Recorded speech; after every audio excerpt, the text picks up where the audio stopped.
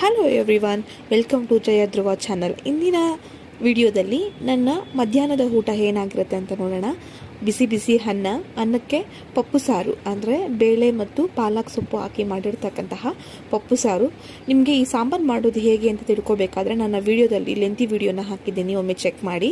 ಆಮೇಲೆ ನಾನು ಆಮ್ಲೆಟ್ ಹಾಕ್ಕೊಂಡಿದ್ದೆ. ಅಂದರೆ ಈ ಪಪ್ಪು ಸಾರು ಬಿಸಿ ಅನ್ನಕ್ಕೆ ಆಮ್ಲೆಟ್ ಕಾಂಬಿನೇಷನ್ ತುಂಬ ಚೆನ್ನಾಗಿರುತ್ತೆ. ಅದರ ಜೊತೆಗೆ ಸೌತೆಕಾಯಿ ಮತ್ತು ಉಪ್ಪು. ಸೌತೆಕಾಯಲ್ಲಿ ಹೆಚ್ಚಿನ ಫೈಬರ್ ಇರೋದ್ರಿಂದ ನಾನು ಸೌತೆಕಾಯಿ ಸ್ವಲ್ಪ ಸ್ಯಾಲೆಡ್ಸ್ ಥರ ತಗೊಳ್ತೀನಿ. ಅದ್ರ ಜೊತೆಗೆ ಉಪ್ಪಿನಕಾಯಿ ಸಹ ತುಂಬ ಒಳ್ಳೆಯದು. ಅಂದರೆ ಅದು ಡೈಜೆಷನ್ಗೆ ತುಂಬ ಒಳ್ಳೆಯದಾಗುತ್ತೆ ಉಪ್ಪಿನಕಾಯಿ ಸಹ, ಆದರೆ ಲಿಮಿಟೆಡಾಗಿ ತಗೋಬೇಕು. ಇವೆಲ್ಲನೂ ಸಹ ಚಳಿಗಾಲಕ್ಕಾಗಲಿ ಇಲ್ಲ ಮಕ್ಕಳಿಗಾಗಲಿ ಪ್ರತಿಯೊಬ್ಬರಿಗೂ ಸಹ ಸೂಟ್ ಆಗುವಂತಹ ಫುಡ್ಡು.